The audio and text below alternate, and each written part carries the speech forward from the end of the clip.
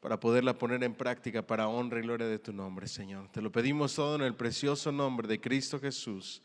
Amén y amén. ¿Pueden darle un fuerte aplauso al Señor, por favor? All right. ¿Cuántos vienen con ánimo, con ganas de aprender? Gloria a Dios. Dios es bueno, amén. Ya casi estamos a punto de terminar. Nos queda aproximadamente 4 clases, un mesecito.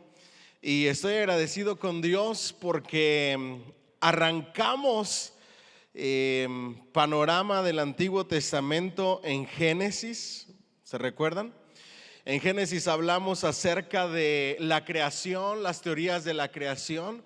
Tratamos temas muy importantes y controversiales y los interpretamos como el caso de los gigantes en la tierra, de dónde salieron, quiénes eran. Hablamos acerca de Noé y qué fue lo que pasó cuando se embriagó después del diluvio. Hablamos del diluvio, hablamos de la era patriarcal y avanzamos y vimos cómo llegó Israel a Egipto, ¿verdad? O mejor dicho, los hijos, ¿verdad? De Israel, cómo llegaron a Egipto, el éxodo, cómo salieron de Egipto. Vimos al libertador, Moisés, vimos la ley.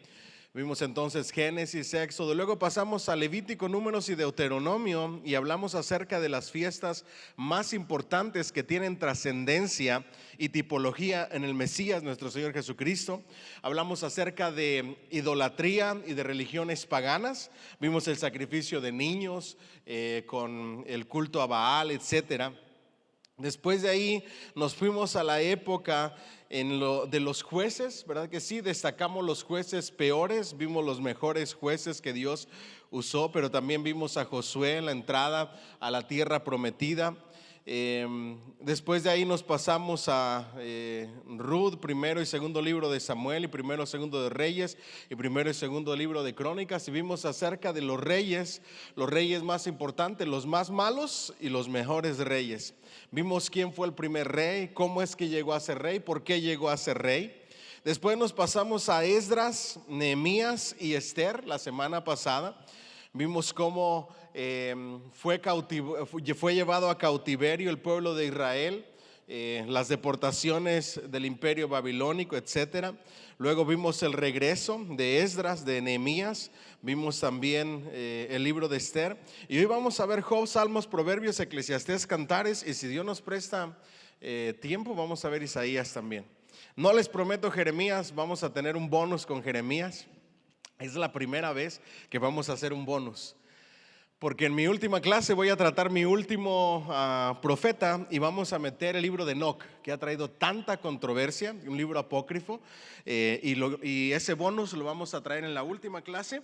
Después de ahí nos vamos a ir al próximo curso en aproximadamente un mes, 4 semanitas, la verdadera y bíblica guerra espiritual.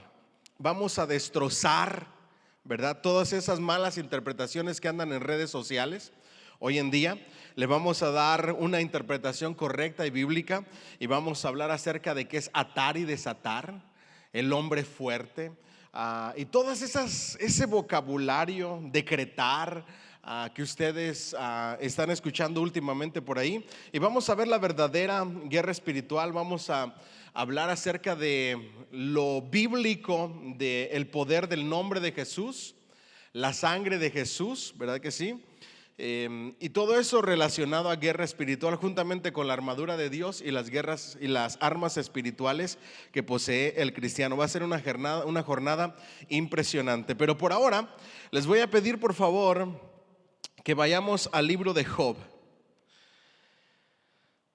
Vamos al libro de Job, y en la página 269 de su libro de estudio vamos a arrancar por ahí. ¿Me dicen amén?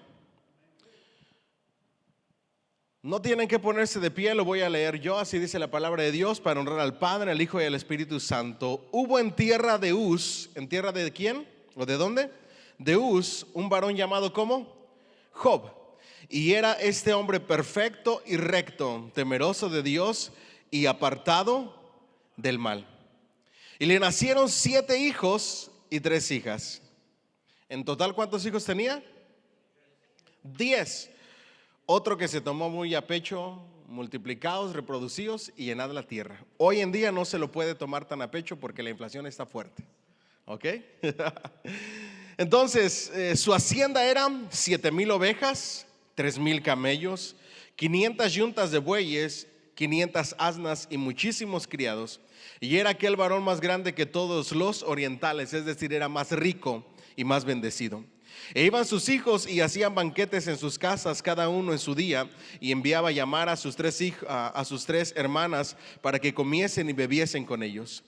Y acontecía que, habiendo pasado en turno los días del convite, Job enviaba y los santificaba, y se levantaba de mañana y ofrecía holocausto conforme al número de todos ellos, porque decía Job: quizá habrán pecado mis hijos y habrán blasfemado contra Dios en sus corazones. De esta manera hacía, ¿cuándo? Todos los días ofrecía sacrificios al Señor. Varón, dice la Escritura, recto, perfecto y temeroso de Dios, un hombre intachable. Un día vinieron a presentarse delante de Jehová los hijos de Dios, entre los cuales también se coló o vino ¿quién? Satanás. Y dijo Jehová a Satanás: ¿de dónde vienes? Respondió Satanás a Jehová. Dijo: de rodear la tierra y de andar por ella. Eso lo vamos a tratar más en guerra espiritual, cuando dice que nuestra lucha no es contra carne ni ¿qué? Sangre, sino contra principados y potestades, huestes espirituales de maldad que habitan ¿en dónde? En las regiones celestes. Cuando Daniel estaba orando, ¿por qué fue retrasada su oración? Porque hubo una guerra ¿en dónde? En los aires, ¿verdad que sí? Muy interesante eso. Respondiendo Satanás a Jehová dijo: ¿acaso le dice Dios: ¿no has considerado a mi siervo Job, que no hay otro como él en la tierra, varón perfecto y recto, temeroso de Dios y apartado de ¿qué? Del mal? Respondiendo Satanás a Jehová dijo: ¿acaso teme Job a Dios de balde? ¿No le ha cercado alrededor a él y a su casa y a todo lo que tiene? Diga conmigo: un cercado de Dios. Ese cercado de Dios en el Nuevo Testamento lo vemos como que Él no nos da más cargas de las que no podemos soportar y resistir. El diablo tiene permiso para zarandearnos como al trigo, solamente bajo el permiso y hasta donde Dios permita que Satanás llegue en sus ataques en contra de nosotros. ¿Cuántos dicen amén? Y le dan una ofrenda de palmas a ese Rey de Gloria. Diga conmigo: un cercado. En algunas otras ocasiones le llamamos un vallado, ¿verdad que sí? También veremos más acerca de eso en guerra espiritual. Y todo lo que tiene. Al trabajo de sus manos has dado bendición, por tanto sus bienes han aumentado sobre la tierra. Para que el trabajo de nuestras manos sea lleno de bendición, ¿a quién necesitamos con nosotros? A Dios. Si Jehová no edifica la casa, en vano trabajan los edificadores. Es tiempo que nosotros entendamos que la bendición viene de Jehová. Por tanto sus bienes han aumentado sobre la tierra. ¿Por qué? Porque la bendición de Dios estaba sobre Job. Pero extiende ahora tu mano y toca todo lo que tiene, y verás si no blasfema contra ti en tu misma presencia. Dijo Jehová a Satanás: he aquí, todo lo que tiene está en tu mano. Y le da permiso al Señor, al diablo, ¿verdad? Solamente no pongas tu mano sobre ¿quién? Sobre él. Y salió Satanás de delante de Jehová. Y un día aconteció que sus hijos e hijas comían y bebían vino en casa de su hermano el primogénito. Y vino un mensajero a Job y le dijo: estaban arando los bueyes y las asnas paseando cerca de ellos, y cometieron los sabeos y los tomaron. Acometieron los sabeos, un pueblo vecino, y los tomaron y mataron a los criados a filo de espada. Solamente escapé yo para darte la noticia. En un ataque de una ciudad, de un pueblo vecino, mataron a todos los hijos de Job y a sus criados. Aún estaban hablando cuando vino otro que dijo: fuego de Dios cayó del cielo, que quemó las ovejas y los pastores y los consumió. Solamente escapé yo para darte la noticia. Todavía estaba hablando y vino otro que dijo: los caldeos hicieron 3 escuadrones y arremetieron contra los camellos y se los llevaron y mataron a los criados a filo de espada. Y solamente escapé yo para darte la noticia. Entre tanto que hablaba, vino otro y dijo: tus hijos, tus hijas estaban comiendo y bebiendo, y vino en casa de su hermano el primogénito, y un gran viento vino del lado del desierto. Ahora viene un viento y azotó las 4 esquinas de la casa, la cual cayó sobre los jóvenes y murieron, y solamente escapé yo para darte la noticia. Entonces Job se levantó y rasgó su manto y rasuró su cabeza y se postró en tierra. ¿Y qué hizo? Renegó. ¿Qué hizo? Adoró. Presta atención a eso, que es muy importante. Y dijo: desnudo salí del vientre de mi madre y desnudo volveré allá. Jehová dio y Jehová quitó, sea el nombre de Jehová bendito. En todo esto no pecó Job, ni atribuyó a Dios despropósito alguno. Que el Señor añada bendición a su palabra. All right, ¿están listos? Vamos a sistematizar y a darle orden a todo este asunto, porque lo que nos espera es largo. Libros poéticos, diga conmigo: Job, Salmos, Proverbios, Eclesiastés y Cantar de los Cantares. ¿Los puede repetir?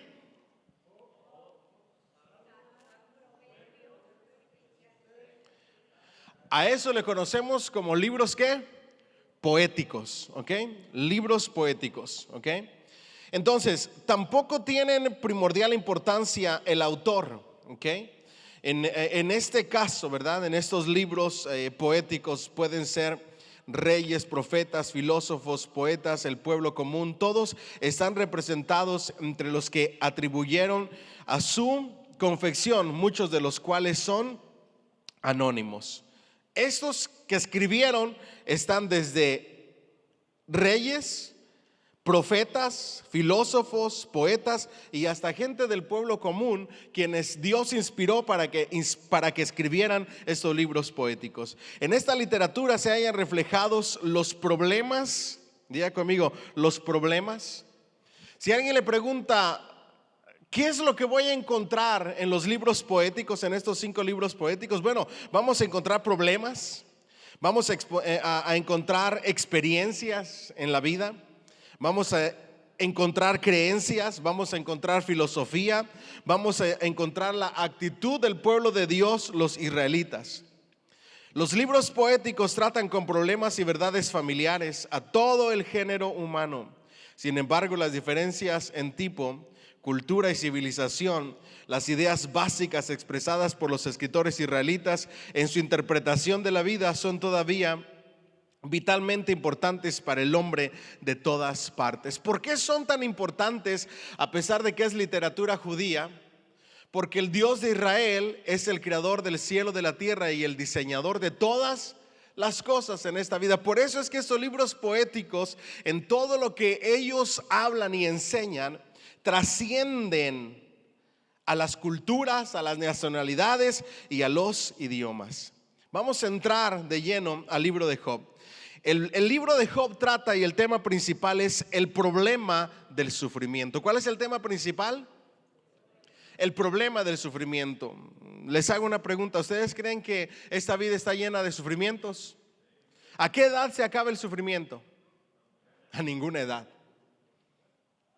Así es la vida.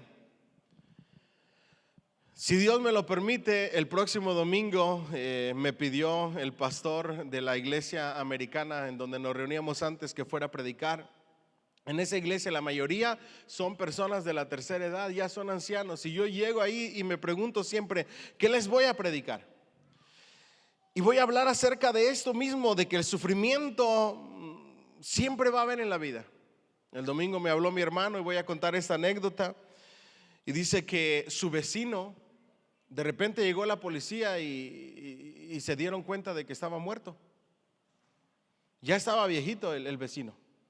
Lo peor no es eso, es que ese vecino de mi hermano, al lado de su casa, cuidaba a su papá, que todavía estaba más viejito.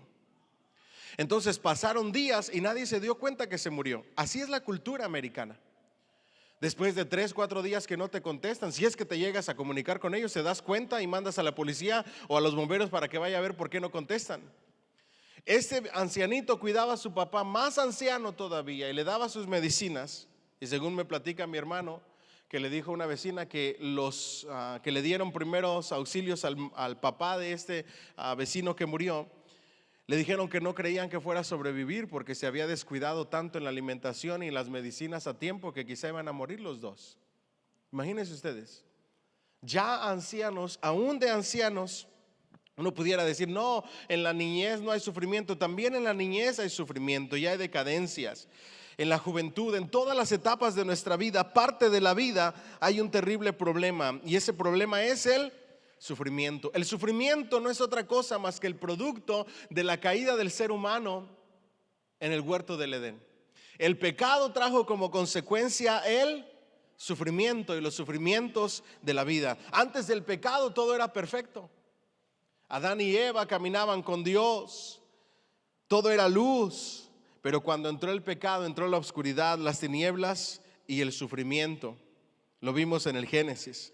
El sufrimiento humano es el gran problema, antiguo como el tiempo, discutido en el libro de Job. Esta cuestión ha continuado siendo uno de los problemas insolubles del hombre. Diga conmigo, el sufrimiento no tiene solución. Porque parte de ese sufrimiento no tiene muchas ocasiones, no tiene que ver con nosotros. En algunas ocasiones el sufrimiento puede ser por causa mía, yo provoqué ese sufrimiento. Pero en algunas otras ocasiones el sufrimiento es ajeno a mis decisiones. Por ejemplo, nosotros estamos viendo todo lo profético que se sigue cumpliendo con este ataque a Israel. Estados Unidos dice, si no paras voy a entrar yo y vamos a hacer guerra. Se levantan otras naciones para defender a esta otra nación, como Corea, como Rusia, como China. Dice, si se te ocurre meterte en este asunto, también nosotros nos vamos a meter, y es muy probable que explote la tercera guerra mundial. Hay gente que está en ese lugar, que está sufriendo, ajenos a las decisiones que ellos toman, sino por las decisiones de los gobiernos. Puede que nosotros salimos de un país ajenos por el sufrimiento de la violencia, por el sufrimiento de la escasez, cosas ajenas a nosotros, pero que siguen trayendo sufrimientos. El asunto es que el sufrimiento en esta vida no tiene solución. La única solución que nos espera para parar el sufrimiento es la salvación y la vida eterna que nuestro Señor Jesucristo ha proveído para nosotros. ¿Cuánto era una ofrenda de palmas al Rey? Ahora, el libro de Job tampoco proporciona una solución final a la cuestión. Sin embargo, verdades de verdadera significación se encuentran proyectadas en esta extensa discusión en el libro de Job. Estoy en la página 270 para los que me siguen. El libro de Job es en su presente forma, lo que podría clasificarse de un drama épico. Diga conmigo, un drama épico. Es más, es tan épico este drama que se han hecho películas acerca de este grandioso libro. ¿Me siguen hasta aquí? Aunque la mayor parte de la composición es poética, su estructura general es en prosa. En esta última forma, la narrativa proporciona base para la total discusión. Ni la fecha de su fondo histórico ni el tiempo de su composición puede ser localizado en este libro con seguridad, y el autor es anónimo. Vemos la historia de Job, pero no sabemos quién escribió el libro de Job. No sé si me estoy explicando. El escritor es anónimo, pero se narra la historia de la vida de un hombre llamado Job. No sabemos su fecha.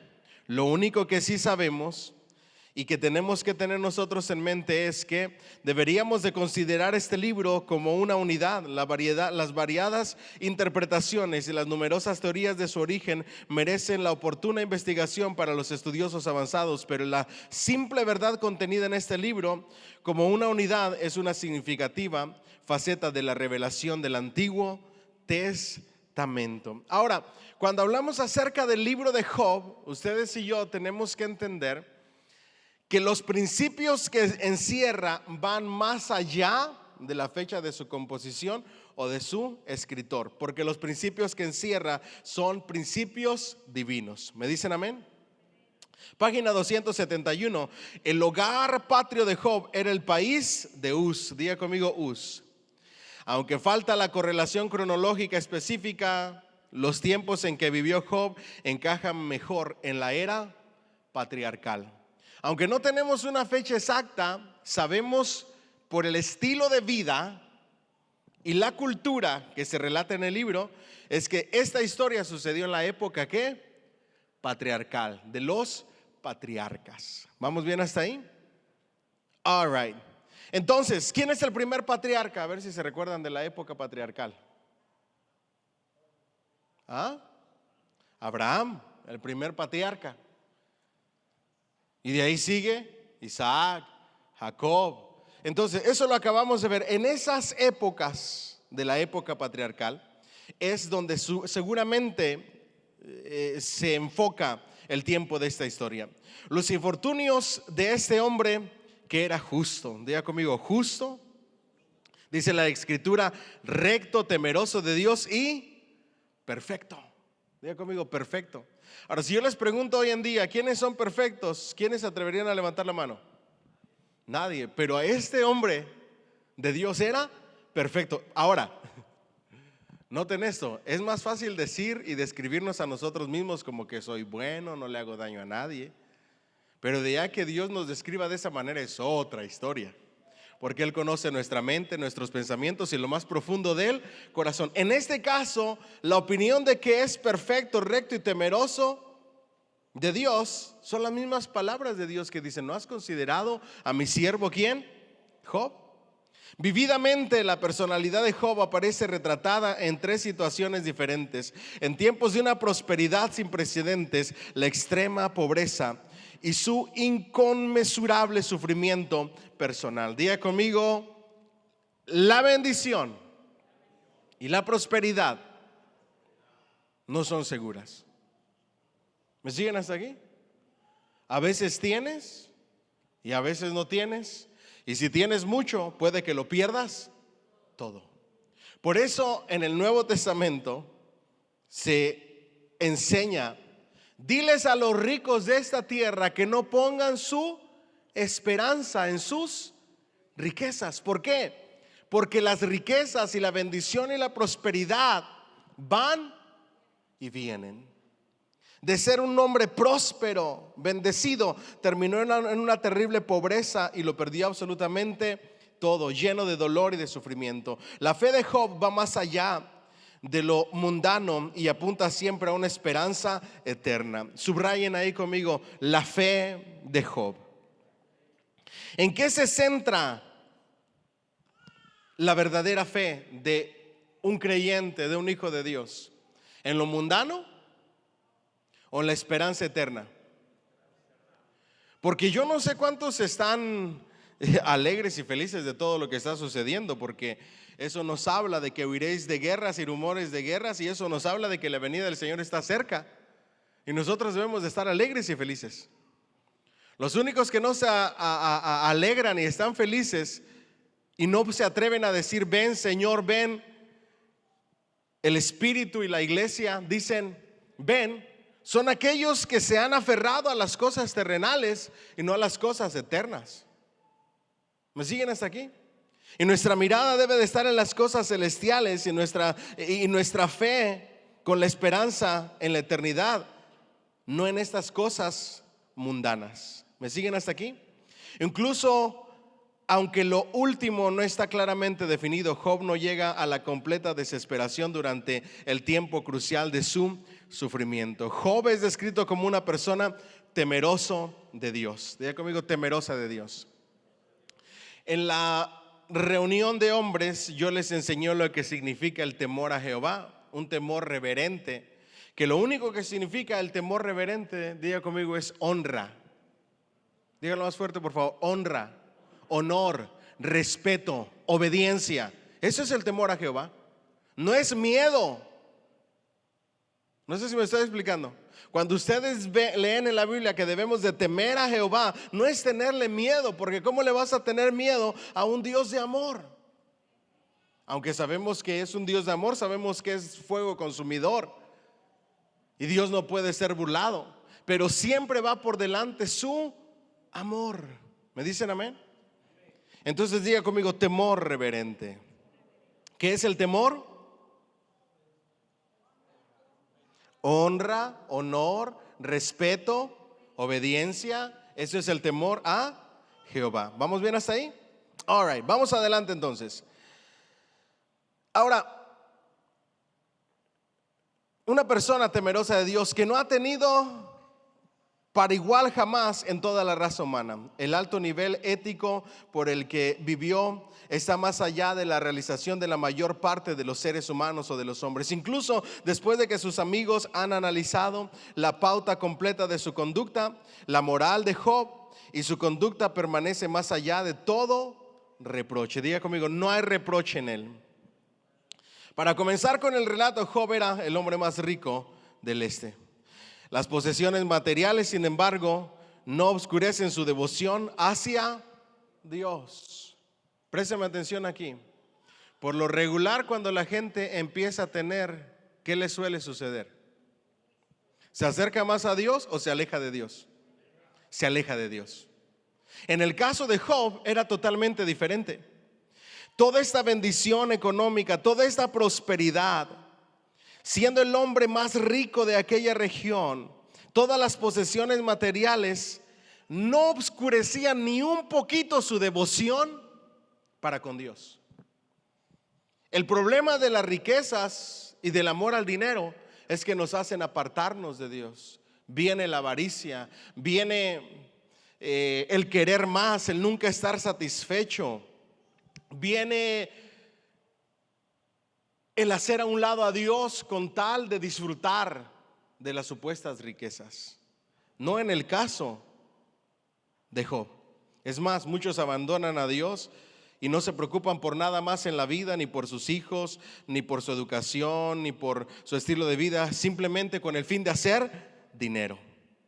No era el caso de Job. En tiempos felices de continuas fiestas hace sucesivos sacrificios para el bienestar de toda su familia. En el uso de su riqueza en ayudar al necesitado se refleja a todo lo largo del libro. Repentinamente, diga conmigo, de repente. No, pero con más ganas. De repente, Job queda reducido a una extrema pobreza.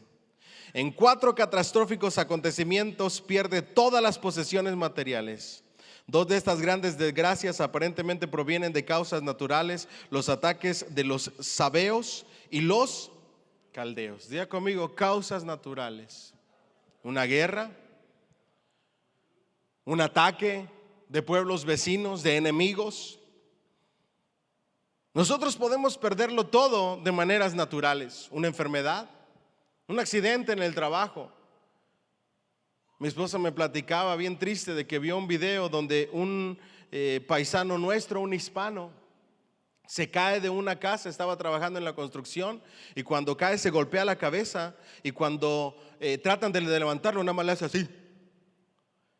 Y ya su cerebro quedó dañado para siempre, ya no va a tener cura. Ya no reaccionaba, ya nada más estaba así. No sé si me estoy explicando, con daño cerebral permanente.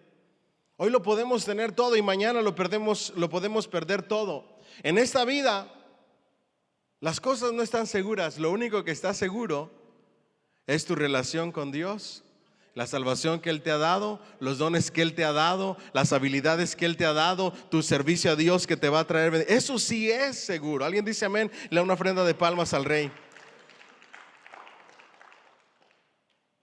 Diga conmigo, causas naturales. Las otras 2, un terrible fuego que lo consume todo y un gran viento huracanado, estaban fuera de su control humano. Les comencé diciendo que hay cosas ajenas que no podemos controlar.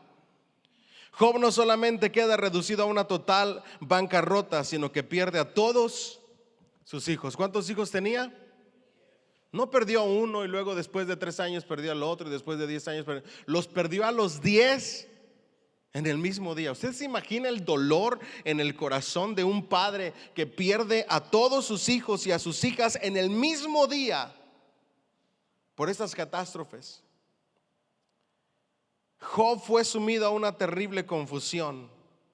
Era tanta su confusión, su dolor, su sufrimiento, que desgarra las vestiduras y se afeita la cabeza. Ustedes saben que rasgarse las vestiduras, afeitarse la cabeza, es señal de ¿qué? De duelo, de luto. Más adelante le agregaron otro: se vestían con saco de Silicio. El saco de silicio no es otra cosa sino un costal rasposo, como los costales en donde se echan las semillas en nuestros países. Ese es el traje de silicio, un costal rasposo. Y aparte de eso se echaban cenizas, que es lo más rasposo que hay, la más picazón, para demostrar duelo y luto. En este caso él se rasga sus vestiduras, se afeita la cabeza, entonces se vuelve hacia Dios. ¿Para qué? ¿Para cuestionarlo? ¿Para renegar de Él? ¿Para criticar las decisiones de Dios? ¿Para qué se acerca a Dios en medio del dolor y en medio del sufrimiento? Para adorarlo. ¿Qué es lo primero que deberíamos de hacer cuando estamos pasando por dolor y sufrimiento? Ir y adorar a Dios. Hoy en día, mientras más persecución hay, mientras más problemas hay, mientras más sufrimiento hay, mientras más incertidumbre hay, ¿qué es lo que más deberíamos de estar haciendo? De rodillas adorando a Dios y buscando su rostro. Pero ¿qué es lo que sucede en muchas ocasiones?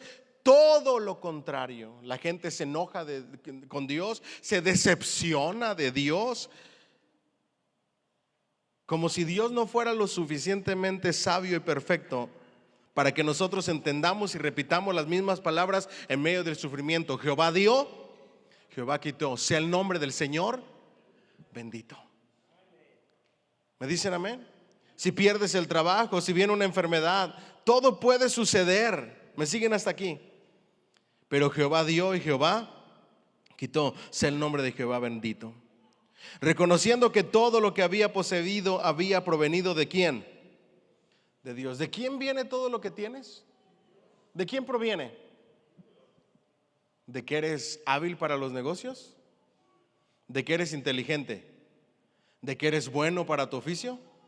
¿De las conexiones que tienes? Al final de cuentas es del Dios que te permite respirar y que te cuida y te protege para salir y entrar a tu trabajo todos los días, del que te dio la sabiduría y la inteligencia. Todo lo que tú tienes proviene de Dios. Cuando tú entiendes eso, te das cuenta de que lo único que somos delante de Dios es mayordomos y administradores de lo que Él da. Pero muchos de nosotros nos aferramos tanto que se nos olvida que solamente somos administradores de lo que Dios nos da. Dile al que está a tu lado: lo que tú tienes no es tuyo. ¿Me siguen hasta aquí?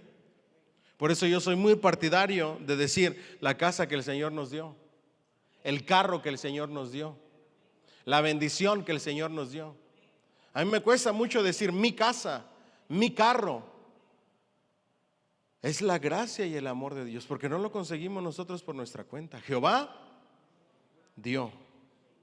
Y si Jehová quiere quitar, sea el nombre del Señor bendito. Yo por eso no me preocupo. En mi país decimos: yo no me agüito por nada, ni por los papeles que tengo temporales. Si Jehová los dio, gloria a Dios. Y si Jehová los quiere quitar, también está bien. Yo solo sé, ahora sí como dice la Escritura, yo solo sé que mi Dios es perfecto y que tiene un plan perfecto para mi vida, y que donde quiera que yo desempeñe su plan, ahí me va a tener, porque Él mueve las piezas de mi vida para dirigirme y guiarme de acuerdo a su plan. ¿Me dicen amén? Y que sea lo que Dios quiera. Necesitamos aprender a abandonarnos en las manos de nuestro Padre.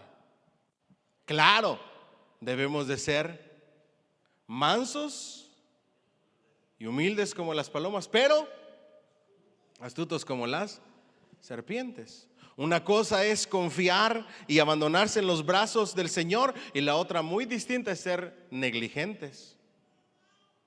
Es como siempre decimos eso de que no, yo no me preocupo, el speed limit es a 55, yo voy a 70, al cabo el Señor va conmigo. No, eso es negligencia. Ahí ya el Señor, ya estás en rebeldía en contra de. A eso se le llama en la Biblia tentar a Dios. No tentarás al Señor tu Dios. Ustedes saben que muchos han quedado ahí en tentar a Dios. Un pastor dijo: la palabra de Dios dice: hollarás serpientes y escorpiones, y aunque bebieres cosa mortífera no te harán daño. Esta es historia real.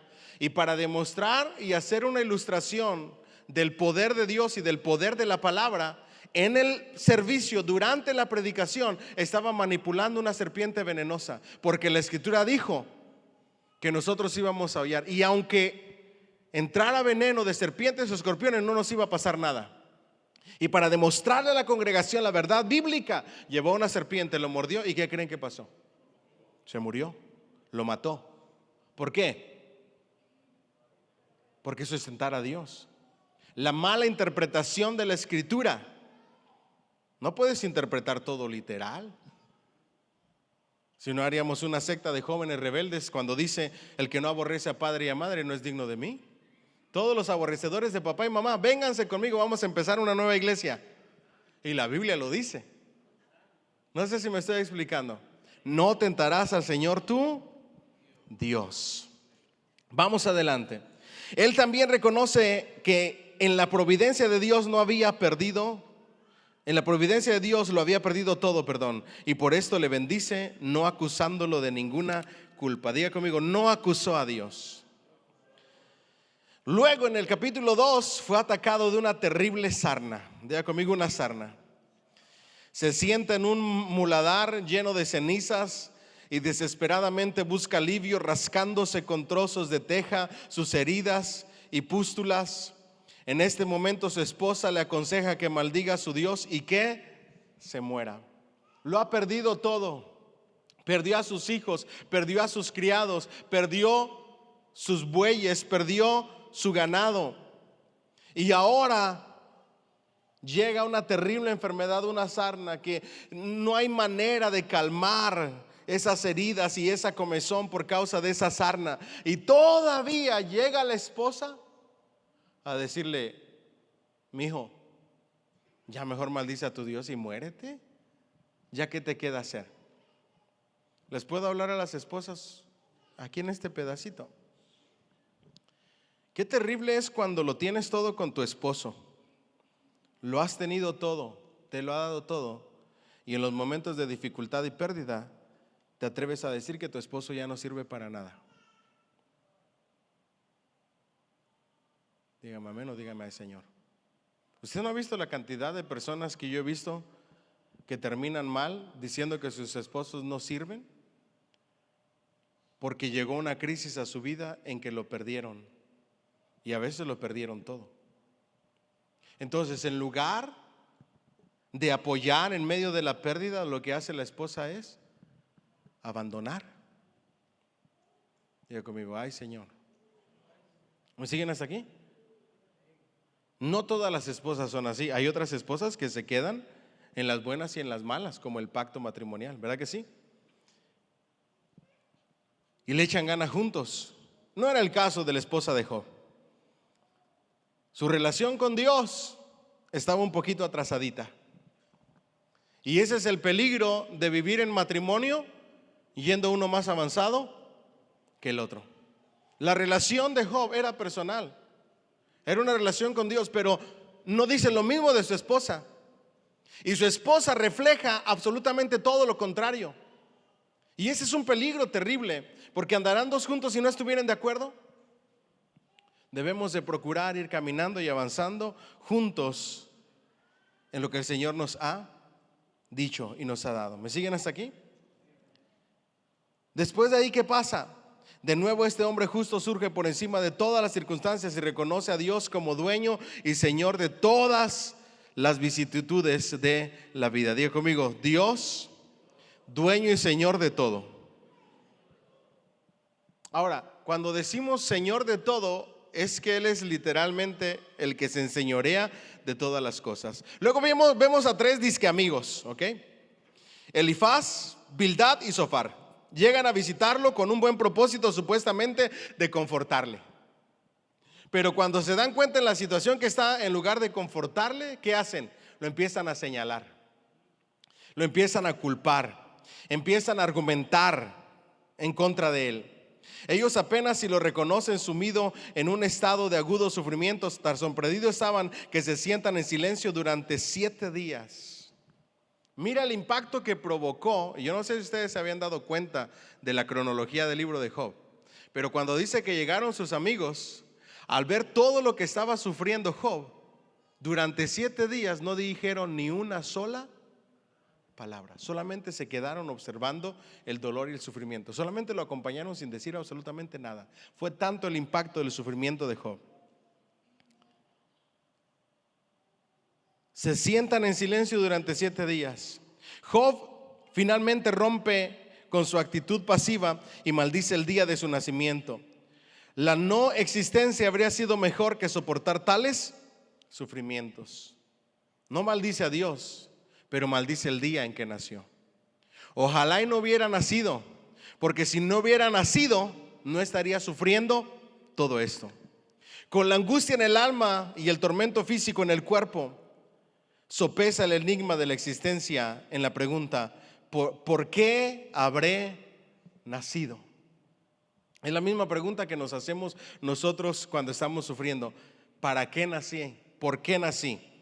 El problema es que no solamente nos pasa lo mismo que a Job, sino que también deseamos que la muerte. Es mejor la muerte que el sufrimiento. ¿Se dan cuenta de que está hablando de la vida real? De eso se tratan los libros poéticos. Ahora, ni Job ni sus amigos conocían la razón para aquellas evidentes desgracias e infortunios. Para ellos la razón de todo es desconocida. Satanás aparece ante Dios para poner a prueba la devoción de Job. Diga conmigo 3 palabras: poner a prueba la devoción. Repítalas otra vez, por favor. Poner a prueba la devoción. Ustedes saben que las artimañas de Satanás no han cambiado.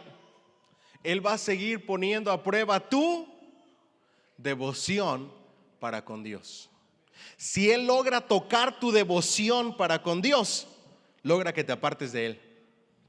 Y el apartarte de él es lo mejor que él puede lograr en tu vida, porque ahí viene absolutamente todo lo peor. Quería tocar su fe y hace la acusación de que Job simplemente sirvió a Dios por las recompensas materiales, pero que si le diera permiso para destrozar todo lo material de este rico hombre, todo cambiaría en la vida de Job. ¿Se recuerdan de que Jesús le dice a sus discípulos y a la gente que lo seguía: ustedes me siguen por los panes y los peces que yo les doy? Es decir, me siguen por la bendición, me siguen por el bien que les hago, me siguen por los bienes materiales que les doy, me siguen porque les alimento, no porque realmente me estén siguiendo a mí. En algunas ocasiones sí es así. Quítale la bendición a un hermanito para ver qué hace. Ahora yo les pregunto, ¿qué pasaría si el Señor quita la bendición de ti? ¿Qué harías? ¿Seguirías viniendo a la iglesia? ¿Seguirías adorando? ¿Seguirías poniéndote de rodillas y buscando del Señor? ¿O dirías: el cristianismo no es como me lo esperaba? ¡Qué decepción ese Dios de los cristianos! Mira cómo estoy. Yo estaba mejor, ¿lo han escuchado o no?, cuando estaba en el mundo, que ahora que soy cristiano. ¿Lo han escuchado o no? Los de allá afuera son más bendecidos y más prósperos, y yo que hago lo bueno, mira cómo estoy. Claro, esas son las palabras que Satanás quiere que tú digas en medio del sufrimiento. Pero nosotros no seguimos a Dios por lo que nos da, sino por quien Él es. Alguien dice amén, le da una ofrenda de palmas al Rey de Gloria.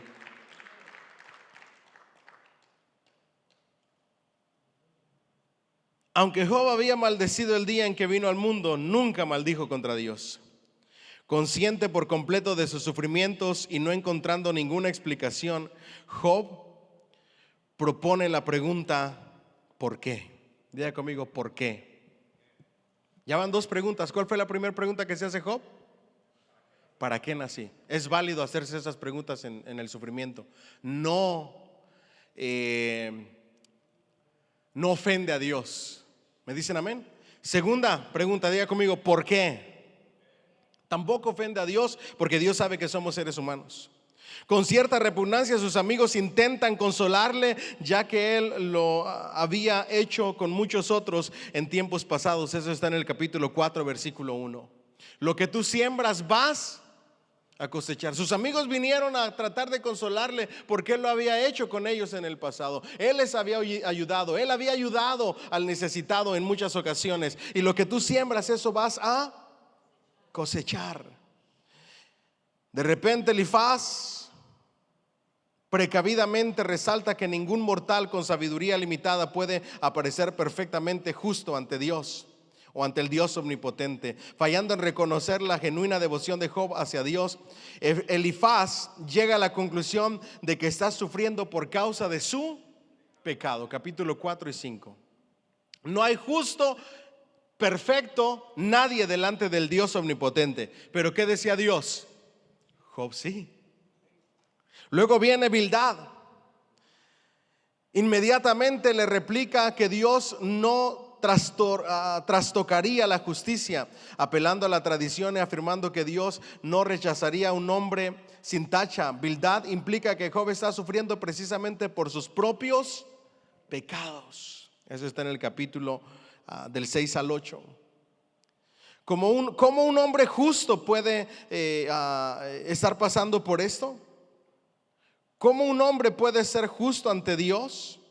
Es la siguiente pregunta de Job. Nadie es igual a Dios. Dios es omnipotente y actúa siguiendo su voluntad sin tener que darle cuentas a nadie. Yo me gustaría que ustedes subrayen eso porque esto es la esencia del libro de Job. Diga conmigo, nadie es igual a Dios. Cuando te enfrentes al sufrimiento, a los problemas de la vida, a los reveses de la vida, tienes que hablarte y decirte: nadie se iguala a Dios. Él es el Todopoderoso y actúa siguiendo su voluntad. ¿Y cómo es su voluntad? Buena, ¿qué más? Agradable y perfecta. Sin tener que darle cuentas a nadie. Diga conmigo, Dios no le da cuentas a nadie, ni pide permiso, ni a ver, mijito, ¿qué te parece? No, Él actúa como Él quiere y como a Él le place. ¿Ustedes creen que si pudieras doblegar la voluntad de Dios con los pactos en el altar y aventar un montón de dinero, no lo hubiera hecho Job? Pero eso no es lo que Job tiene en su mente. Job tiene en su mente: Dios es omnipotente, su voluntad es soberana y Él no le tiene que dar cuentas ni le tiene que dar permiso a nadie. Es un árbitro, no tiene ni árbitro ni juez. ¿Me siguen hasta aquí? Él es el todo. Lo único que nos queda es aceptar su soberana voluntad. ¿Me siguen hasta aquí? Tu dinero no puede comprar a Dios. Tus pactos no pueden comprar a Dios. Tus oraciones no pueden comprar a Dios. La oración es el canal que te ayuda a conocer y a entender y a aceptar la voluntad de Dios para tu vida. Porque te comunicas a Dios y lo conoces más a Él. No podemos obligar a Dios en nada. Él nos bendice por causa de nuestra devoción a Él. Pero si Él quiere, Él quita la bendición y puede probar nuestra fe. ¿Me dicen amén? Hastiado de la vida en tan insoportable estado, Job espera el alivio en la muerte. Luego viene Zofar. Decididamente increpa a Job por plantear tales cuestiones.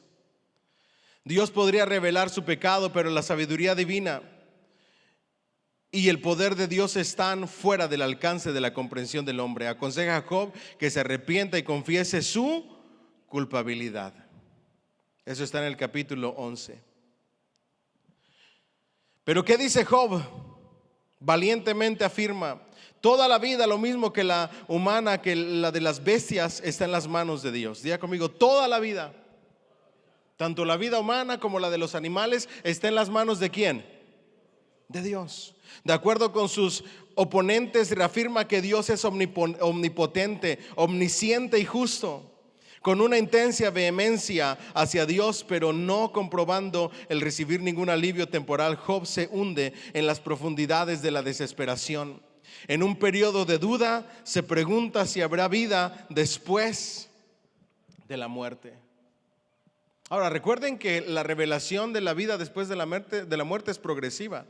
Job está en la era patriarcal. Todavía no hay una revelación de que hay una vida después de la muerte. Es simplemente fe de su relación directa con Dios. Y ahora tiene la duda. Les hago una pregunta. ¿Nosotros tenemos esa duda? Habrá quienes la tengan si hay vida después de la muerte. No me diga que sí duda. Nosotros sabemos que hay una vida después de la muerte, ya sea para irse al infierno o para irse al paraíso. Pero hay una vida después de la muerte. Si no, el sacrificio de Jesús sería en vano. Diga conmigo, no hay duda. Ahora, en periodo de duda se pregunta si habrá vida después de la muerte.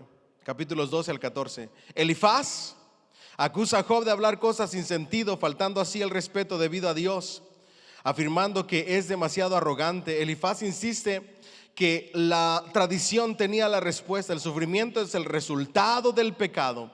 El conocimiento común enseña que el malvado tiene que sufrir. Eso era la tradición en los tiempos de Job. El impío, el malvado, el pecador tiene que sufrir.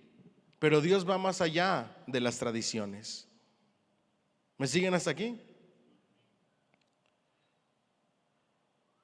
Job termina viendo a sus amigos como amigos, pero miserables consoladores, porque están ahí para acusarlo, para señalarlo, no realmente para consolarlo. Aliviado por sus amigos, alejado y abandonado por su familia, olvidado, por sus amigos, alejado y abandonado por su familia, aborrecido por su esposa e ignorado por sus sirvientes. Yo creo que ya no pudiera haber peor sufrimiento que eso. Se los voy a volver a repetir. Diga conmigo, olvidado por los amigos. Se quedó absolutamente solo. Alejado y abandonado de su familia, porque todos murieron. Aborrecido por su esposa e ignorado por sus sirvientes que le quedaron. Job describe su solitaria condición de estar sufriendo por la mano de Dios, y solamente la fe lleva más allá de sus presentes circunstancias. Cuando todo se acaba, lo único que queda es ¿qué? La fe. Y en el Nuevo Testamento dice que quedan dos cosas. ¿Qué son esas dos cosas? La esperanza, que es la fe, ¿y qué más? Y el amor. El amor de Dios, no el amor nuestro. Lo único que le quedaba a Job era la fe, la confianza, la esperanza en el Dios sabio, perfecto. Job termina el segundo ciclo de discursos rechazando las condiciones básicas de sus amigos. Mucha gente malvada goza plenamente de las cosas buenas de la vida, recibe un honorable enterramiento y son respetadas por sus éxitos. Él les dice, lo que ustedes están diciendo no es verdad. Hay mucha gente mala que vive bien. Hay mucha gente malvada que goza de buena vida, recibe un honorable entierro y son respetadas por todos sus éxitos. Nosotros lo vemos en el Salmo 73, ¿se recuerdan? ¿Qué dice el Salmo 73? Tuve envidia de los malvados, y cuando vino esa envidia al ver la prosperidad del impío, ¿qué me dije a mí mismo? Si serás bestia. Se lo estoy parafraseando. La Biblia dice, era como una bestia que no entendía. Y logré entender cuando entré a la presencia de Dios y comencé a comprender su voluntad, cuando fui a su casa. Job aparece confuso, su sufrimiento continúa y los cielos permanecen silenciosos. Subraya ahí conmigo, por favor, cielos silenciosos. Ese hasta está buenísimo para un título de un mensaje, ¿verdad que sí? Predicadores, subráyenlo. Cielos silenciosos, buenísimo título. Una sensación de urgencia y de impaciencia le sobrecoge al ver que Dios no actúa en su nombre. Diga conmigo, urgencia e impaciencia. Conocido por el Dios a quien había servido fielmente con fe y obediencia. Diga conmigo, 1, 2, 3, 4. No, pero dígalo, 1, 2, 3, 4. Diga conmigo, 1, servir a Dios. Diga conmigo, 2, fielmente. Diga número 3, con fe. Número 4, obediencia. Servir a Dios, servirlo fielmente, servirlo con fe y en obediencia. Esa era la vida que resume la vida de Job. Y esa es un muy buen resumen de la vida del cristiano. Diga conmigo, servir a Dios. No, pero con ganas, por favor, servir a Dios. Lo peor que le puede pasar a un cristiano es estar en un lugar, llegar y sentarse y no hacer nada. Llegar y salir. Por eso a mí me provoca un no sé qué, una desesperación, esas mega iglesias que no logran hacer que bueno, y ni siquiera las mega iglesias, también nosotros estamos en la misma barca, porque el problema no es de la iglesia, sino de los feligreses, que no entendemos, ya les iba a decir que no entienden, pero no, déjenme agrego, ¿verdad? Para que no suene tan agresivo. No entendemos los principios bíblicos de Dios. Dios nos llamó para ser obreros de su viña, obreros de su mies, y debemos de servir a Dios. No llegar, escuchar, levantar las manitas e irte a tu casa. No, tu vida es una vida de servicio a Dios. Eres un instrumento en las manos de Dios. Eres útil en las manos de Dios. Y tu servicio debe de ser fielmente. Diga conmigo, de manera fiel. Llenos de fe debemos de vivir nuestra vida cristiana y en obediencia. Eso era la vida de Job. Job concluye su tercer ciclo de discursos revisando todo su caso. Contrasta los días dorados de extrema felicidad, prosperidad y prestigio con su presente estado del sufrimiento, humillación y angustia del alma, en la conciencia de que lo que a él le está sucediendo estaba ordenado por Dios. Discúlpenme que me emocione y se me olvida decir la página donde voy. Página 274. Diga conmigo, ordenado por Dios. ¿Cuántos pueden creer eso que entendió Job? Lo que suceda en tu vida, lo que llegue a suceder en tu vida, es porque así fue ordenado por Dios. ¿Lo puede repetir conmigo, por favor? Ordenado por Dios. Cuando tú entiendes eso y eso hace zinc en tu vida, no va a haber ninguna razón para no adorar a Dios y estar cerca de Él. ¿Me dicen amén? Ahora, no manchado por la inmoralidad, la vanidad, la avaricia, la idolatría, la amargura y la insinceridad, no tenía nada de esto en su vida. Y luego viene Eliú. Diga conmigo, Eliú. Ahora, antes de que sigan leyendo su libro, ¿por qué Eliú quedó de último? Ese es un dato curioso. Porque era el más joven y no podía dar opinión sin antes escuchar a los demás. Y luego, de manera muy humilde, por ser el más joven, da su opinión. Eliú ha escuchado pacientemente los debates entre Job y sus 3 amigos. Siendo más joven, se retrae de hablar hasta que es compelido a ello para intentar discernir lo que era verdad de Dios. Eliú sugiere que la sublimidad de Dios como maestro que busca disciplinar al hombre. La respuesta de Dios desde un torbellino reside en la grandeza de su propia majestad. Las maravillas del universo físico y las del reino animal muestran la sabiduría de Dios más allá de cualquier concepción o entendimiento. Como ninguno de ellos tiene la razón, entonces entra Dios y dice: ¿cómo se atreven a debatir o a ir en contra o a levantar argumento en contra de mi voluntad? Al final de cuentas, tú estabas ahí cuando hice esto, cuando formé lo aquello, etcétera, etcétera, etcétera. Él lo gobierna todo y de Él depende absolutamente todo. No puedes cuestionar de ninguna manera a Dios. Dígame amén o dígame ay Señor. Y luego le dice, incluso Job, que ha respondido a sus amigos, pero Dios continúa hablando: ¿acaso no ha creado Él, o sea Dios, los monstruos del mar lo mismo que a Job? ¿Es que Job tendría el poder de controlar al Behemoth? ¿Qué es Behemoth? Diga conmigo, hipopótamo. ¿Tenía Job el poder para controlar al hipopótamo? ¿O a Leviatán? Diga conmigo, cocodrilo. ¿Tenía Job el poder para controlar al Leviatán, es decir, al cocodrilo. Si el hombre no puede enfrentarse con esas criaturas, ¿cómo podría esperar hacer frente a su Creador, el uno que los ha creado a ellos? Job está sobrecogido con la sabiduría y el poder de Dios. Ciertamente los propósitos y designios de aquel que tiene la sabiduría y poder no pueden ser cuestionados por mentes finitas. Tremenda lección de Job. Diga conmigo: mi mente finita. Pero con ganas, hermanos, por el amor de Dios. Diga conmigo: mi mente finita jamás podrá cuestionar a Dios. No importa lo inteligente que te sientas, lo sabio que te sientas, nuestra mente finita jamás debería ni podrá cuestionar a Dios, creador de todas las cosas. ¿Me dicen amén? Más allá de todo el alcance humano, en el polvo y en la ceniza, Job se inclina humildemente en adoración. Página 275. Diga conmigo: en el polvo y la ceniza. Predicadores, otro excelente título para mensaje. Es que yo cuando leo veo todo ahí, títulos y prédicas. Diga conmigo: en el polvo y la ceniza.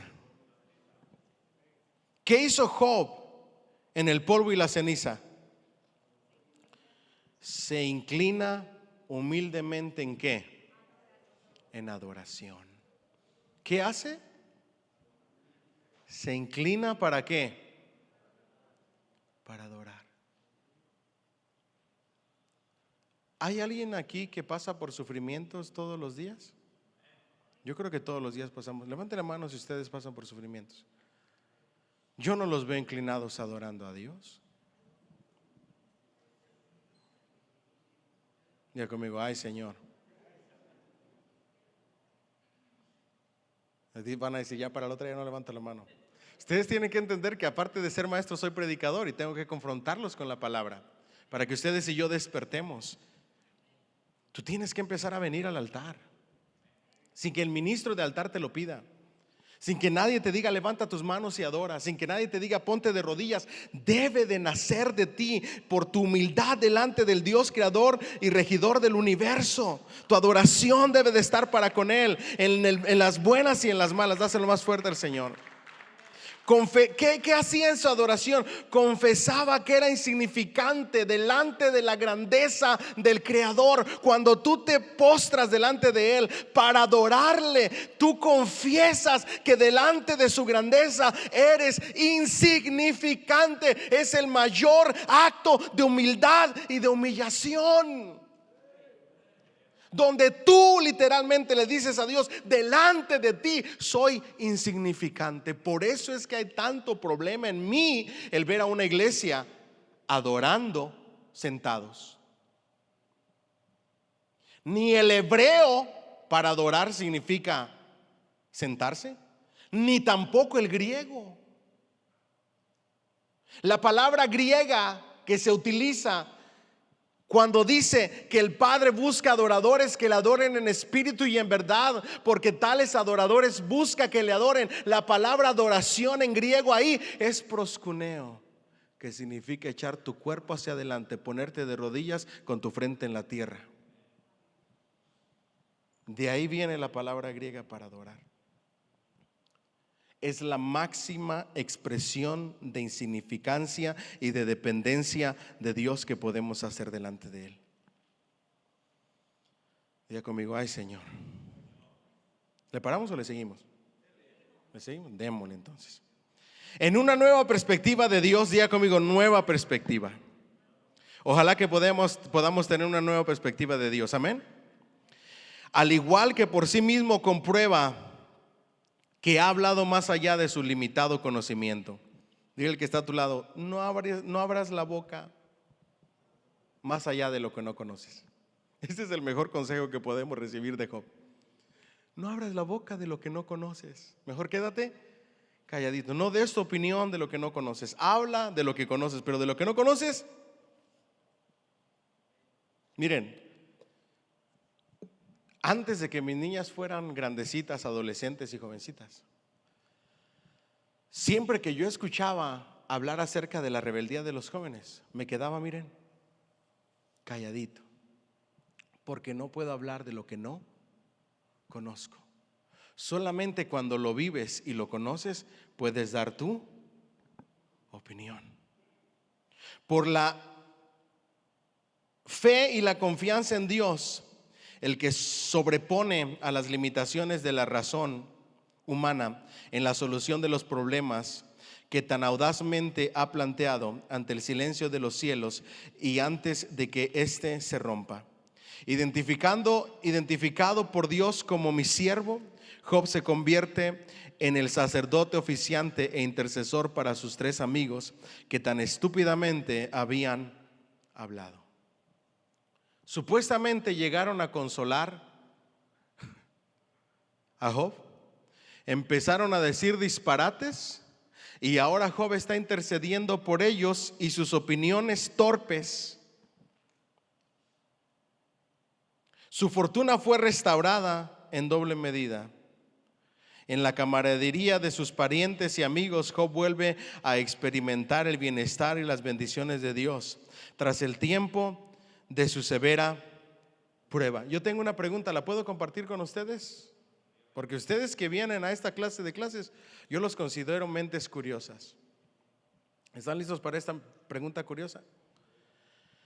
¿Qué fue de la esposa de Job?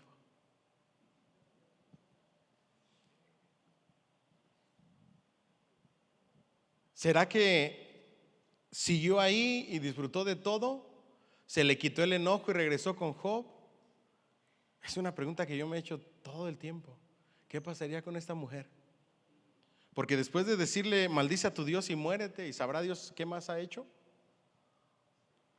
no hay relato de ella. Eso nos lo dirá el Señor cuando lleguemos a su presencia. ¿Me dicen amén? Los salmos, ¿están listos? ¿Cuánto le dan un fuerte aplauso por el libro de Job al Señor, por esa sabiduría que Él nos dio? Resumen del libro de Job: Dios es perfecto, Él hace como Él quiere, como a Él le place, y no le debes de cuestionar. Él lo ordena todo, tanto lo bueno como lo malo. Ese es un principio del Nuevo Testamento. Todo obra para bien. All right? Vamos al libro de los Salmos. La himnología de Israel, por más de dos milenios, el libro de los Salmos ha sido la más popular colección de escritos del canon del Antiguo Testamento. Los salmos fueron utilizados en servicios de culto religiosos por los israelitas, comenzando en los tiempos de David. ¿Cuándo comienzan a usarse los salmos? En los tiempos de David. ¿En dónde? En el culto religioso. Ahora, ¿por qué David? ¿Cuál era el background de David? Era músico. Por eso algunos de los salmos dice: alaben y adoren al Señor con salterio y arpa, ¿verdad que sí? Se utilizaban en el culto. Diga conmigo, en el culto. ¿Y dónde se utilizan hoy en día en la iglesia? En el culto. ¿Me dicen amén? Por eso es tan importante para los líderes de alabanza y los ministros de alabanza, los cantantes, que elijan canciones que se puedan utilizar en el culto a Dios. Palabras claves, diga conmigo: canciones para el culto a Dios. Por ejemplo, alza tus ojos y mira, la cosecha está lista, el tiempo ha llegado, la mies está madura. Levántate y sé valiente, esfuérzate y predica a todas las naciones que Cristo es la vida y será llena la tierra. ¿Dónde está el culto a Dios ahí? Por ningún lado. Esa canción no le rinde culto, ni alabanza, ni honra, ni exaltación a Dios. Es una canción cantada desde la Biblia para el cristiano, para que se levante a predicar la palabra. Podemos utilizarla como canción de introducción, como canción especial para una campaña que promueve el evangelismo, pero no dentro del set de alabanza y adoración que se requiere que rinda culto a Dios. No sé si entiende la palabra culto, ¿sí? Bueno, y si no, se la dejo de tarea, ¿ok? Diga conmigo: usados en el culto al Señor. ¿Vamos bien hasta ahí? La iglesia cristiana ha incorporado los salmos a la liturgia y a su ritual a lo largo de los siglos. En todos los tiempos, el libro de los salmos ha merecido más interés personal y mayor uso en público. ¿Me siguen hasta ahí? y en el culto que cualquier otro libro del Antiguo Testamento, superando todas las limitaciones geográficas y raciales. El libro de los Salmos se ha usado para hacer canciones en la liturgia cristiana sin importar cultura, nacionalidad, idioma, etc. La popularidad de los salmos descansa en el hecho de que refleja la experiencia común de la raza humana. Diga conmigo, experiencia común. Ojo, los salmos hablan y relatan de la experiencia común de la raza humana. Compuestos por numerosos autores, los varios salmos expresan emociones, diga conmigo, emociones, sentimientos personales. La alabanza y la adoración dentro de la iglesia debe de ser alabanza con emociones. Dígame amén. Con sentimientos, porque lo que reflejan estas canciones son las emociones y los sentimientos delante de Dios, y personales también. La gratitud, diga conmigo, gratitud. Actitudes diversas e intereses del promedio individual de las personas. Aproximadamente 2/3 de los 150 salmos están asignados a varios autores por su título. El resto es anónimo. En la identificación hecha hasta ahora, 73 se describen a David. ¿Cuántos salmos se le atribuyen a David? 73. 12 a Asaf, 10 a los hijos de Coré, 2 a Salomón, 1 a Moisés y uno a cada de los esdraítas, Emán y Etán. Y a partir de aquí, mis queridos hermanos, ay Dios mío bendito, ustedes saben que este es un libro de seminario bíblico, ¿verdad que sí? Para gente que ya ha estudiado un poquito más las escrituras. Entonces nos menciona esdraítas. Diga conmigo, esdraítas. Y cuando tú estás estudiando y dice que los esdraítas son ¿qué? Emán y ¿quién? Y Etán. Lo primero que tuviste que haber hecho es saber que es un ¿qué? Esdraíta. Entonces, son autores de los salmos. Nombre completo, Emán el Esdraíta o Esdraíta, como se menciona aquí. Tribu, levita, ¿verdad? Músico y cantor principal, ese era Emán, ¿verdad? En el templo bajo el reinado del rey David. Eso lo encontramos en Primera de Crónicas 6:33 y Primer Libro de Crónicas 15:16 y 17. Considerado muy sabio, eso está en Primera de Reyes 4:31. No crean que es un desconocido Emán, ¿ok? Considerado muy sabio, ¿ok?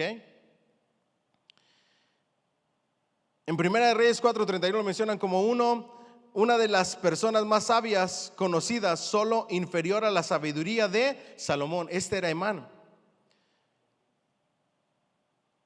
Uno de los más oscuros y angustiosos salmos que él fue el que escribió es el Salmo 88. Se enfoca en el sufrimiento, en la enfermedad y la sensación de abandono. ¿Okay? Ahora, después está Etán, ¿okay? Autor del Salmo 89. Etán el Esdraíta. Tribu, también se le relaciona con la tribu de Leví. Su rol en Israel, conocido por su sabiduría, mencionado junto a Emán en Primera de Reyes 4:31. También posiblemente fue músico y cantor en el templo. ¿Ok? ¿Vamos bien hasta ahí? ¿Qué significa la palabra esdraíta o esdraíta? La palabra en hebreo es esrají, que puede significar descendiente de Será o un hijo de Judá. Simplemente habla de su descendencia. Por eso es el esdraíta o descendiente de Judá. ¿Vamos bien hasta ahí? Ahora, vamos adelante entonces. Página 276. ¿Cómo y cuándo fueron coleccionados los salmos? Es un asunto sujeto a variedad y múltiple discusión, puesto que David tenía tan genuino interés en establecer el culto y comenzó con el uso litúrgico de algunos de ellos, es corrazonable asociar la primera colección con él como rey de Israel. Eso está en Primera de Crónicas 15 y 16. El cantar de los salmos en la casa del Señor también fue un uso introducido por David. Con toda probabilidad, Salomón, Josafat, Ezequías, Josías y otros construyeron el arreglo y extensión del uso de los salmos en los siguientes siglos, ¿ok? Es decir, David empieza, él quiere que se haga casa a Dios para darle culto. No la puede hacer porque había derramado mucha sangre, ustedes conocen la historia.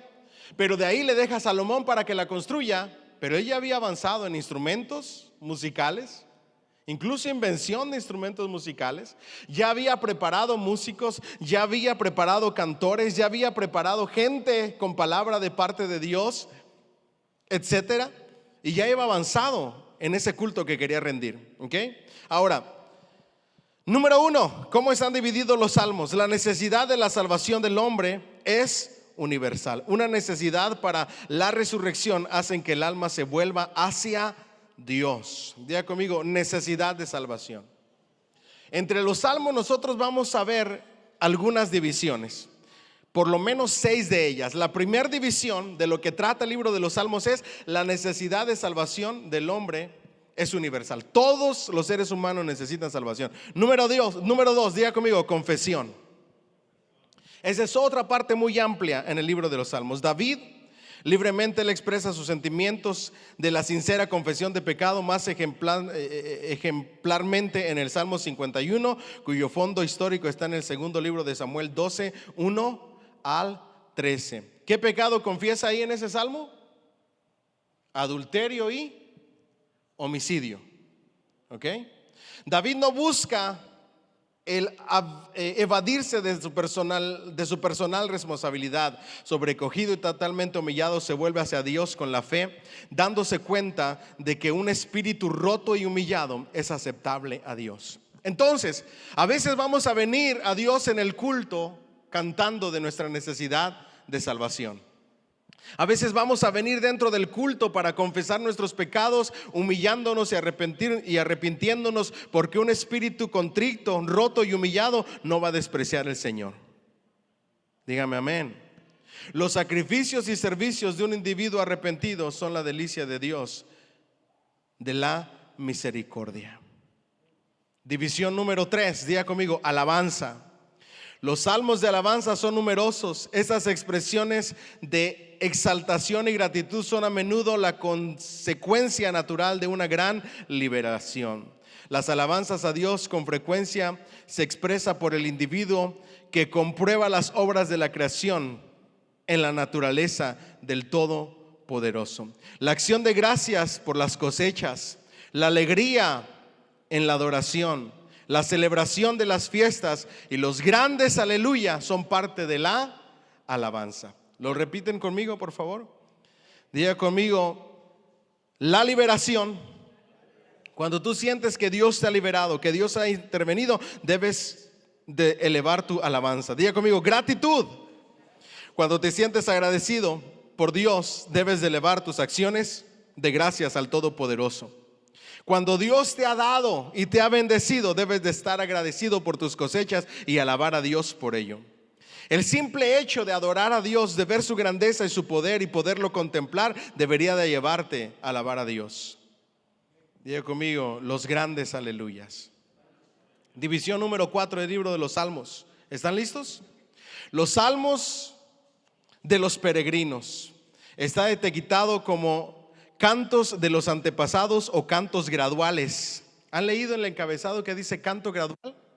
Es el canto de los peregrinos, el canto de los antepasados. Eso es lo que significa un canto gradual. ¿Ok? Los salmos estaban asociados con el peregrinaje anuales a Sión para los tres grandes festivales. Ya lo hemos hablado antes. En toda la extensión de esos salmos hay numerosas referencias a los hechos milagrosos y divinos favores que se le concedieron a Israel en tiempos pasados. Diga conmigo, milagros y favores de Dios. Cuando tú recibes un milagro y un favor de Dios, o recibes milagros y favores de Dios, debes de dedicar alabanza. Número 5, diga conmigo, salmos mesiánicos. Indicaban proféticamente algunos aspectos del Mesías como fue revelado en el Nuevo Testamento. Por ejemplo, el Salmo 22, que tiene varias referencias y establece un paralelo con la pasión de Jesús retratados en el cuadro de los evangelios. Aunque este grupo refleja la experiencia emocional de sus autores, sus experiencias bajo inspiración divina tienen importancia profética. Son salmos emocionales que escribe el escritor vaciando sus emociones, pero que dentro de esos salmos hay profecía mesiánica. ¿Vamos bien hasta ahí?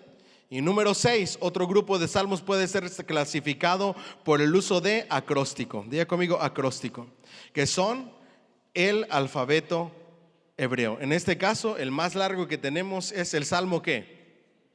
119. Ay, Dios mío bendito. ¿Vamos bien en los salmos? Ahora, consejos para ministros de altar. Necesitamos cantar alabanzas, acciones de gracias, todo lo que sea para darle culto al Señor. Si vamos a ministrar con los salmos, debemos de saber su contexto, en qué clase de división se ubica ese salmo, y luego de ahí, sabiendo el contexto, poder ministrar a la congregación con una palabra de un salmo que sea correctamente interpretada y de acuerdo a su contexto, y aplicable sin forzar la aplicación. Díganme amén o díganme ay Señor. Proverbios, ¿están listos? Proverbios, una antología de Israel. El libro de Proverbios es una soberbia antología de expresiones sabias. ¿Qué son los proverbios? Diga conmigo, expresiones sabias. Provocativo en estimular el pensamiento, un proverbio resalta una simple verdad evidente por sí misma. ¿Qué hace un proverbio? Diga conmigo, resalta una simple verdad. La literatura de los proverbios, sin embargo, representa la sabiduría del sentido común expresado en una forma breve y aguda. Diga conmigo, sentido común. Pareciera que hoy ya no hay sentido común. ¿Se ha fijado de eso o no? Los proverbios simplemente es sentido común llevado y expresado de una forma breve, pero concisa, aguda. En el transcurso del tiempo, un proverbio, que es un mashal en hebreo, no solamente se convirtió en un instrumento de instrucción, sino que ganó un uso extensivo como tipo de discurso didáctico. Diga conmigo, instrucción y enseñanza. Instrucción en familias y aún enseñanza en cuanto a educación.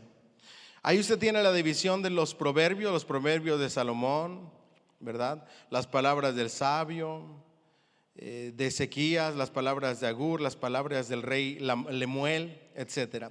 Una breve consideración de estas anotaciones hace aparente que el libro de los proverbios es en su forma presente un resumen que cubre siglos de tiempo transcurrido. Diga conmigo, siglos de tiempo transcurrido. Son poner junta la sabiduría de los hombres más sabios de Israel a través de los siglos y ponerlas en un libro. Por eso es que el libro de Proverbios es una joya para nosotros. ¿Me dicen amén? Una joya de sabiduría. En humilde dependencia con Dios comenzó su reinado con una oración en solicitud de la sabiduría. Hablando de Salomón. Salomón representa la escena de la sabiduría práctica, saliendo por encima de tojeros, entre los más notables la reina de Saba, que vino a pedir consejo. Diga conmigo, sabiduría de Dios al rey Salomón, y luego él nos la dejó a nosotros. Una variedad de formas poéticas y dichos de sapiencia se hacen aparentes en los proverbios. Ahora, el paralelismo tan característico en la poesía hebrea se usa efectivamente en estos proverbios. Un paralelismo sinónimo, el pensamiento es repetido en la segunda línea del proverbio. Ahora, digan conmigo por favor, porque quiero que entiendan bien los proverbios. Digan conmigo, paralelismos de pensamientos. La poesía hebrea no es como la nuestra. Nuestra poesía se basa en rima y métrica. Esa es nuestra poesía. Vayan a buscar libros de poesía, rima y métrica. La poesía hebrea no, la poesía hebrea son paralelismos de pensamiento. Dentro de estos paralelismos está el sinónimo del pensamiento. No ames el sueño para que no te empobrezcas. Abre tus ojos y te saciarás ¿de qué? De pan. Eso trae un sinónimo. Número 2 de la clase de proverbios que vemos. Entonces, la primera clase de proverbios son proverbios con ¿qué? Diga conmigo, sinónimos. La misma cosa dicha de otra manera. ¿Vamos bien hasta ahí? Número 2, frecuente la segunda línea será antitética, expresando un contraste. Diga conmigo, antitéticos. ¿Cuáles son los proverbios antitéticos? Los que expresan un contrario, algo contrario a lo que se dice. Por ejemplo, la blanda respuesta quita la ira, mas la palabra áspera hace subir el. Muchos de estos proverbios son antitéticos, que expresan lo contrario en la primera y luego en la segunda línea. Número 3 en la división de los proverbios, un paralelismo sintético o ascendiente. Diga conmigo, sintético o ascendiente, que va más profundo el pensamiento. La idea expresada en la primera línea está completada en la segunda. Esta progresión del pensamiento está aptamente ilustrada en este proverbio. La bendición de Jehová es la que enriquece y no añade tristeza con ella. ¿Vamos bien hasta ahí? Ahora, ¿para quién fueron dirigidos mayormente los proverbios, que son la sabiduría para vivir, la experiencia de los sabios para la vida? Diga conmigo, para los jóvenes. Por eso es tan importante la forja. Dice, oye, hijo mío, y ese mi hijo aparece muchas veces hablando acerca de para quién la mayoría de los proverbios fueron dirigidos. La ignorancia conduce a la ruina y la muerte, pero los que deciden por la sabiduría tienen asegurado el favor de Dios. Diga conmigo, sabiduría, favor de Dios. Los proverbios de Salomón han sido preservados. Varios aspectos de la pauta de la conducta del sabio y el ignorante se sitúan en el primer término. Diga conmigo, el sabio versus el torpe, el ignorante, el necio. ¿Vamos bien hasta ahí? Entonces, la riqueza, la integridad, la observancia de la ley, el discurso, la honestidad, la arrogancia y la vida en ella, la reputación, el carácter, casi todas las fases de la vida son consituadas en su adecuada perspectiva. Todo esto incluye el libro de Proverbios. La palabra sabiduría contiene aforismos. ¿Ok? Ahora, ¿qué significa la palabra aforismo? ¿O qué es un aforismo? Es una declaración breve y concisa que expresa una verdad o principio general. Esa es la sabiduría del libro de Proverbios. Son aforismos. ¿Me siguen hasta aquí? Nos hablan de los peligros de la opresión, la etiqueta en la mesa real, la insensatez de enseñar a los tontos, el temor de Dios, las mujeres, la borrachera y los beneficios de la sabiduría reciben consideración en este discurso entre maestro y discípulo. Se habla de todo lo que vas a vivir y los peligros a los que te puedes enfrentar en esta vida. Los proverbios coleccionados por los hombres de Ezequías están agrupados probablemente después de la derrota de Sennacherib y la revisión religiosa en los días de Ezequías estimuló el interés en este propósito literario. No es descabellado suponer que Isaías y Miqueas estuviesen entre este grupo de hombres que se dedicaron a escribir proverbios de sabiduría y hacen un contraste entre los estultos y los sabios. ¿Quiénes son los estultos, los necios o los tontos? Pero todo el libro de Proverbios son consejos prácticos. El capítulo final abre las instrucciones de Lemuel, la correspondiente a los reyes. Cuando vemos el libro de Proverbios en resumen, y esto es muy bueno para los predicadores, diga conmigo, consejos prácticos. ¿Me dicen amén? All right. Entonces, los consejos prácticos, cada enseñanza, cada predicación, lo único que debe de tener, aparte de la interpretación bíblica, es qué voy a hacer con ello. Consejos prácticos. Con eso vamos a cerrar. Hoy no nos dio chance de preguntas porque estaba bueno el tema. Y nos vamos a quedar en mi último tema. Vamos a estar en Eclesiastés. El tema principal de Eclesiastés, de qué trata el libro, que está buenísimo. Cantar de los Cantares, que son 2 libros cortos que son bien.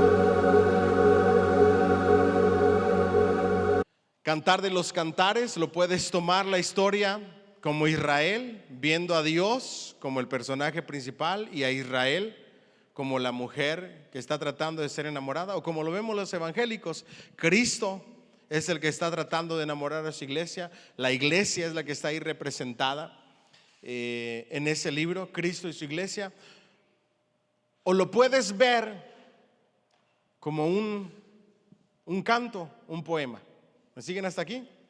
Ahora, en cuanto a Isaías, los voy a dejar con estos datos curiosos para la próxima clase que tengamos de Eclesiastés y Cantares, Isaías y Jeremías. Ustedes se queden con esto en la mente. Diga conmigo, datos curiosos de Isaías. Número 1, ¿están listos? Ustedes saben que Isaías se le llama, algunos lo llaman como el quinto evangelio.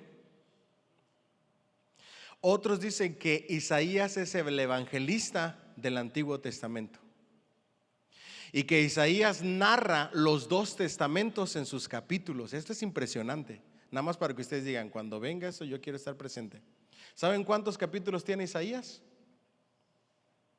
66. ¿Y cuántos libros tiene nuestra Biblia? 66. ¿Sabían ustedes que los primeros 39 capítulos están relacionados a la historia de Israel juntamente con sus juicios y su purificación? Muchos ven los primeros 39 capítulos como el Antiguo Testamento de nuestras Biblias. A partir del capítulo 39 en adelante le quedan 27 capítulos que son 100% el Evangelio, la gracia, Cristo reflejado y plasmado como lo es el Nuevo Testamento. No sé si es coincidencia o es ordenado por Dios, pero es un dato muy interesante. Que en un solo libro como Isaías tú ves el Antiguo Testamento y el Nuevo Testamento. En los 39 capítulos, dando a entender 39 libros del Antiguo Testamento, y luego los 27 próximos capítulos como los 27 libros del Nuevo Testamento. A partir del capítulo 40 nosotros vemos a Jesús el Mesías, su muerte, crucifixión, resurrección, milenio, etcétera. Impresionante. ¿Cuánto dan un fuerte aplauso al Señor, por favor? All right, pónganse de pie si son tan amables.